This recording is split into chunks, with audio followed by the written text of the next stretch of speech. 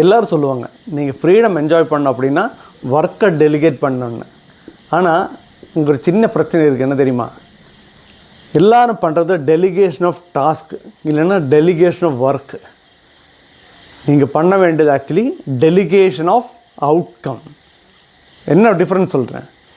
நீங்கள் டாஸ்க்கை டெலிகேட் பண்ணும்போது அது அப்படி பண்ணுங்க, இது இப்படி பண்ணுங்க, அந்த மாதிரி நீங்கள் ஒவ்வொன்றும் மைக்ரோ மேனேஜ்மெண்ட் பண்ணிகிட்டு இருப்பீங்க. ஆனால் நீங்கள் அவுட்கம் டெலிகேட் பண்ணிங்கன்னு என்ன நடக்கும் யோசிச்சு பாருங்கள்.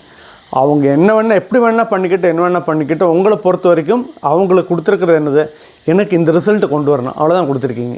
அப்போ என்ன அட்வான்டேஜ் தெரியுமா? அவங்களுக்கு அவங்களுடைய அந்த ஒரு வழியில் வேலை பண்ணவும் செய்யலாம், க்ரியேட்டிவிட்டி கொண்டு வரலாம், நீங்கள் நினச்சதை கூட நல்லா ரிசல்ட்டு கொண்டு வரலாம். அப்போ என்ன பண்ணணும்? No delegation of task, delegation of outcome பண்ணணும். Okay, delegation of outcome. இனிமேல் அதை எப்பவுமே ஞாபகம் வச்சுக்கோங்க, அந்த மாதிரி பண்ணுங்கள்.